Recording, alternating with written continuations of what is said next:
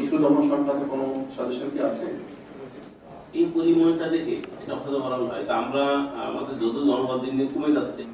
বা মৎস্য বন্ধনের যে রিলেটেড আছে এগুলো আমরা পারবো, টাকা বা চোর যেগুলো আমরা ঠিক আছে, যদি আইনে এটা এরকম না হয় সেক্ষেত্রে ঠিক রাখবো।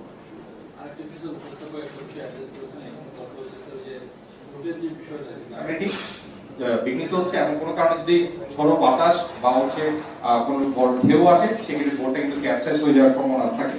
তো এই ধরনের বোট এই না করে দেওয়া যায় কিনা, যাতে করে তার আস্তে আস্তে তার তো একটা ফ্যামিলি আছে এবং দীর্ঘদিন সে মূল মেইন স্ট্রিম থেকে বিচ্ছিন্ন ছিল। তো বিএলসি নাই, যেখান থেকে বিএলসি নাই দেখা গেল শহরে কিন্তু ওই যে সিসি ক্যামেরা লাগানোর কারণে কিন্তু অনেকদিন কমেছে, কারণ মানুষ চেষ্টা করছে যে পেয়েছি যেটা চলমান এটা তো আমরা পাচ্ছি না।